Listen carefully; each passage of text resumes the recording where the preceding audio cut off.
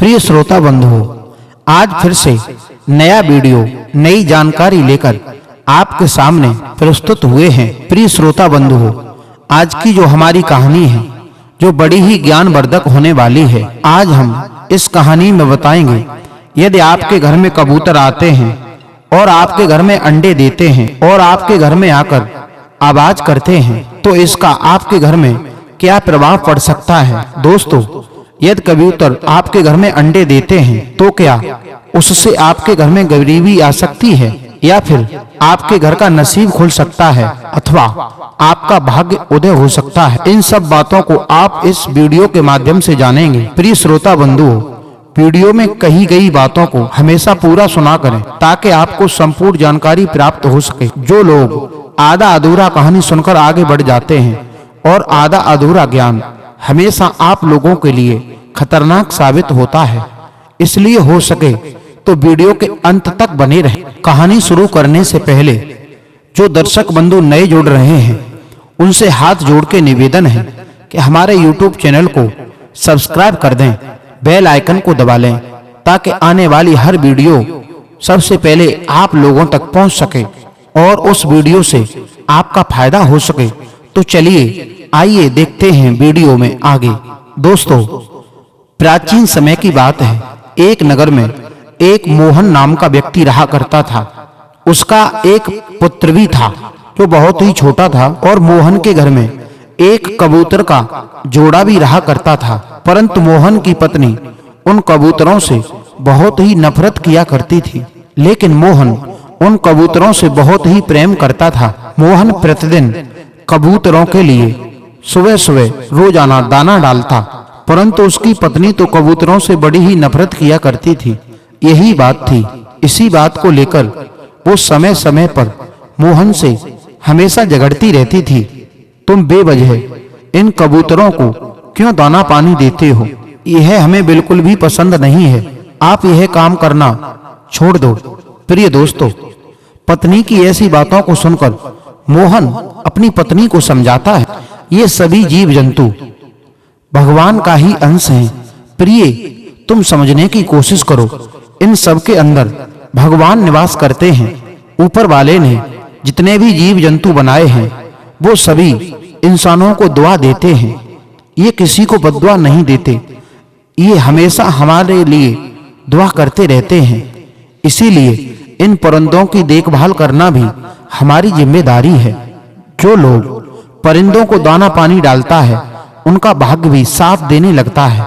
दोस्तों, इस तरीका से मोहन अपनी पत्नी को समझाता है, परंतु मोहन की पत्नी इन बातों को समझने के लिए तैयार नहीं होती। वह तो अपने पति से अक्सर इसी बात को लेकर लड़ती झगड़ती रहती थी। मोहन की पत्नी हमेशा एक ही बात कहती थी कि इन कबूतरों को हमारे घर से दूर भगाओ। हमारे घर के आसपास ये कबूतर दिखाई नहीं देने चाहिए क्योंकि ये हमेशा गंदगी फैलाते रहते हैं। प्रिय श्रोता बंधुओं, मोहन की पत्नी हर जीव जंतुओं से नफरत किया करती थी, परंतु वह अपने पुत्र से बहुत प्रेम किया करती थी। वह अपने पुत्र को अपनी जान से भी अधिक प्रेम किया करती थी, मगर वह जीव जंतु और पक्षियों से बहुत नफरत किया करती थी। लेकिन मोहन अपनी पत्नी को समझाने की बहुत कोशिश करता है, लेकिन मोहन की पत्नी बिल्कुल नहीं समझती थी। एक दिन किसी काम से मोहन शहर चला जाता है। उसी समय जो मोहन के घर में जो कबूतर रहा करते थे, वह कबूतर और कबूतरी एक अंडे को जन्म दे देते हैं। कबूतरी के द्वारा अंडा दे देने के बाद मोहन की पत्नी मोहन से झगड़ती है और कहती है, आप इन अंडों को ले जाकर कहीं दूर जगह पर फेंक दो। मैंने पहले ही आपसे कहा था इन कबूतरों को घर में मत रखो, परंतु आपने मेरी एक भी बात नहीं मानी। अब आप खुद देख लीजिए, इन कबूतरों ने हमारे घर में अंडे दे दिए हैं, हमारे घर को और गंदा कर दिया है। दोस्तों, इसी बात को लेकर आए दिन मोहन की पत्नी इसी बात को लेकर लड़ती झगड़ती रहती है, परंतु फिर भी मोहन अपनी पत्नी को बार-बार समझाता है। प्रिय श्रोता बंधुओं, कुछ समय के बाद फिर मोहन अपने गांव से किसी काम से दूर शहर में चला जाता है, लेकिन शहर जाने से पहले मोहन अपनी पत्नी को समझाता है, हे प्रिय, हमारे घर में कबूतरों ने अंडे दे रखे हैं, इसलिए तुम कबूतरों को बिल्कुल मत छेड़ना जब तक अंडों से बच्चे नहीं निकलते और वह अपने माता-पिता के साथ चले नहीं जाते, तब तक उन्हें किसी प्रकार से कष्ट मत पहुंचाना, दुख मत पहुंचाना और अपने हाथों से मेरे कहने से इन कबूतरों को दाना पानी भी डाल दिया करना, ताकि तुम्हारा अगला जन्म सुधर जाए। इसी तरह अपनी पत्नी को समझाने के बाद मोहन अपने घर से शहर चला जाता है। प्रिय दर्शकों, मोहन की पत्नी अंडों को तो नहीं छेड़ती, परंतु वह अपने मन में दिन रात यही सोचती रहती, इन कबूतरों को अपने घर से कैसे दूर करूं। प्रिय श्रोता बंधुओं, मोहन का जो पुत्र था उसे भी यह बात मालूम थी, कबूतरों ने हमारे घर में अंडे दे रखे हैं। इसलिए मोहन का पुत्र इस बात का इंतजार कर रहा था कि हमारी माँ कब घर से बाहर जाए। पिताजी तो वैसे भी शहर चले गए हैं, लेकिन हमारी माँ अभी भी घर पर है। अगर हमारी माँ बाहर चली जाती है तो मैं भी इन कबूतरों के अंडों को अवश्य देखूंगा। दोस्तों, कुछ समय के बाद पानी लेने के लिए मोहन की पत्नी भी घर से बाहर निकल जाती है। तब मोहन का पुत्र एक सीढ़ी लगाकर कबूतरों के अंडों तक पहुंच जाता है और उन कबूतरों के अंडों को हाथ में पकड़ लेता है और उन अंडों से खेलने लगता है। तभी मोहन की पत्नी पानी लेकर अपने घर वापस आ जाती है और क्या देखती है कि मेरे पुत्र के हाथ में उन कबूतरों के अंडे हैं। बहुत क्रोधित हो जाती है और अपने बच्चे को मारने पीटने लगती है। वह अपने बच्चे को डांटने लगती है और अपने उस पुत्र को सीढ़ी से नीचे खींचने लगती है। दोस्तों, अब मोहन की पत्नी जैसे ही अपने बच्चे का हाथ पकड़कर खींचती है, उसके बच्चे ने दूसरे हाथ से कबूतर का घोंसला पकड़ रखा था। जैसे ही मोहन की पत्नी ने अपने बच्चे का हाथ नीचे को खींचा, वैसे ही कबूतर का वो घोंसला भी उसके हाथ के साथ ही नीचे आ गिरा और सारे अंडे नीचे गिरने से टूट गए। परंतु अभी भी एक अंडा उस बच्चे के हाथ में था, लेकिन मोहन की पत्नी उस बच्चे के हाथ से उस अंडे को भी छीनकर जमीन पर पटक देती है, जिससे वह आखिरी अंडा भी फूट जाता है। उसके बाद मोहन की पत्नी अपने बच्चे को बहुत ज्यादा मारती पीटती है। दोस्तों, नीचे गिरने के कारण कबूतर के सारे अंडे टूट चुके थे। जब कबूतर और कबूतरी वापस उस घर में अपने घोंसले के पास में आते हैं, तो अपने घोंसले को नीचे गिरा देख एवं अंडे को फूटा हुआ देख बहुत ही दुखी होते हैं एवं अत्यधिक चिंतित हो जाते हैं। वह कबूतर के जोड़े अपने आंखों से आंसू बहाने लगते हैं, रोने लगते हैं।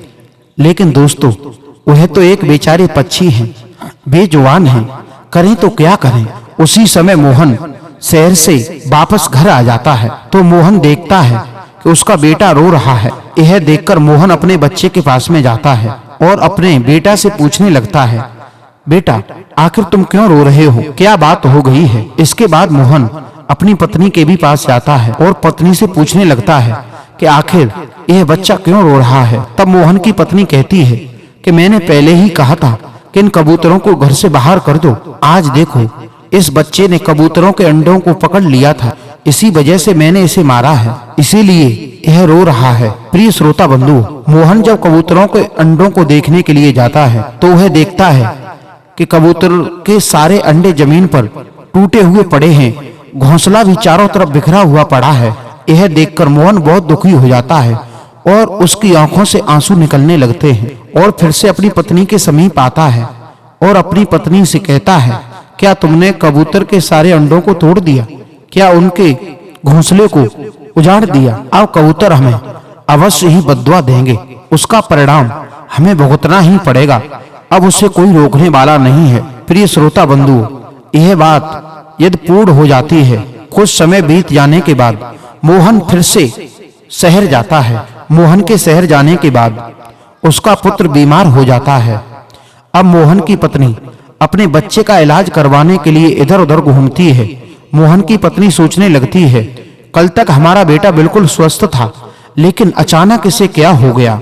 अब मोहन की पत्नी बड़े से बड़े वैद्यों के पास जाती है, डॉक्टरों के पास में जाती है, अपने बच्चे का इलाज कराती है, परंतु उसके स्वास्थ्य में थोड़ा सा भी सुधार नहीं आता है। उसके बेटे का स्वास्थ्य लगातार बिगड़ता ही जा रहा था। अब मोहन की पत्नी बहुत ही दुखी होती है और रोती रहती है। अब मोहन की पत्नी कहती है, मेरा एक ही पुत्र है, अगर इससे कुछ हो गया तो हम क्या करेंगे, हम कैसे जीवित रहेंगे। प्रिय श्रोता बंधु, मोहन के पुत्र की तबीयत इतनी खराब हो जाती है कि उसके बचने की कोई भी संभावना नहीं रहती। तब मोहन की पत्नी भगवान के पास में जाकर दुआ करती है। तब कहती है कि हे प्रभु, हमारा सिर्फ एक ही पुत्र है, कैसे भी इसे बचा लीजिए, कैसे भी इसे स्वस्थ कर दीजिए। अब मोहन भी शहर से वापस आ जाता है और अपने बच्चे को देखता है और अपनी पत्नी से कहता है कि कभी भी किसी भी जीव जंतुओं की बद्दुआ मत लो। आज वही समय आ गया, मैंने तुमसे मना किया था लेकिन तुमने मेरी एक भी बात नहीं मानी। उन कबूतरों का ही यह श्राप है जो आज हमारा पुत्र ये बीमार पड़ा है।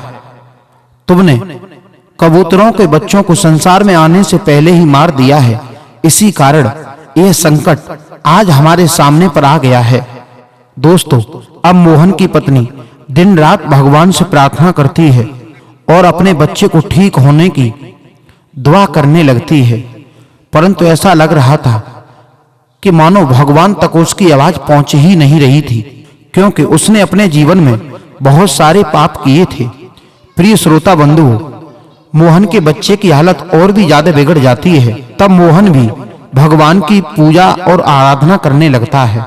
तब मोहन की प्रार्थना भगवान के दरबार तक पहुंचती है और धीरे-धीरे मोहन का पुत्र स्वस्थ होने लगता है। तब मोहन अपनी पत्नी को फिर से समझाते हुए कहता है कि किसी भी जीव जंतुओं की बद्दुआ से बचो। अगर तुम किसी के साथ में गलत करोगे तो उसका परिणाम भी गलत होगा। भद्रे, मैं अधिक तो नहीं जानता हूँ, एक संत ने मुझे उपदेश दिया था और ये कहा था कि 4 वेद 6 शास्त्र में बात लिखी है दोए, और सुख दहें सुख होत है, दुख दहें दुख होए। अगर तुम किसी को सुख दोगे तो उसके बदले में तुम्हें सुख मिलेगा, अगर किसी को दुख दोगे तो उसके बदले में तुम्हें दुख मिलेगा, क्योंकि बदला सबको देना पड़ता है। इसलिए हो सके तो किसी को अपने द्वारा दुख मत पहुंचाओ। इसलिए आपके घर में कोई भी पक्षी अपने अंडों को जन्म देता है, अपने बच्चों को जन्म देता है, तो उस समय उसे अपने घर से न हटाओ, बल्कि उनकी तब तक सुरक्षा करो जब तक उनके बच्चे बड़े न हो जाएं। दोस्तों, अब मोहन की पत्नी को यह बात पूरी तरह समझ में आ गई और उसी दिन से मोहन की पत्नी भी सभी जीव जंतुओं से अनन्य प्रेम करने लगी, सभी को दाना पानी देने लगी। जी हाँ मित्रों, अब यहाँ से गर्मियों का मौसम आने वाला है। यदि आपके मकान में, आपके घर में कहीं भी तुम्हें जीव जंतु दिखाई देते हैं तो अपने मकान की छत पर थोड़ा बहुत दाना पानी अवश्य डालें, ताकि जीव जंतुओं के मुंह में पड़े और उनकी दुआओं को तुम हर वक्त लूटते रहो।